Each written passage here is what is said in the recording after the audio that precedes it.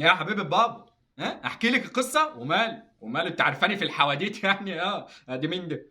سبايدر مان؟ لا وماله، احكيها لك طبعا يا حبيب بابا يعني. ايه دي؟ هي بالانجليزي يا حبيب بابا؟ ها؟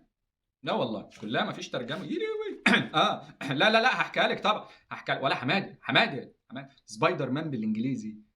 ما تعرف مش سبايدر اللي بيطلع بتاع من ايده بس يا حماده، بس ما تسمعلوش بقى حبيب. دي قصده على العنكبوت. سبايدر دي العنكبوت ذات نفسه، لكن ده بطل خارق وكده. لا احكيها لك انا مكتوب كان يا مكان. دي على سبت عربي وانجليزي. كان مكتوب وانس ابونا طيب. ليه كان يا مكان؟ كان في طفل ومامته كمان وقفوا قصاد الدنيا بحالها علشان يهزموا كل جبان. دي اللي مكتوبه يا حبيب بابا، انا بقرا لك اللي مكتوب. بيقول لك راح سبايدر للاشرار، زعق وقال زي الابطال، من النهارده انا لازم اتكلم علشان احمي اصحابي كمان.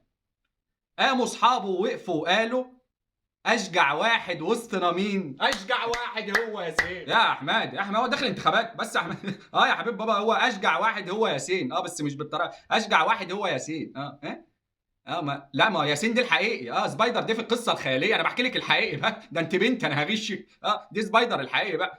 اسمه ياسين يا حبيب بابا. وما عدتيش تجيبي لي بقى قصص اجنبي تاني. دي خلصت كده الحمد لله. عدت يا احمد.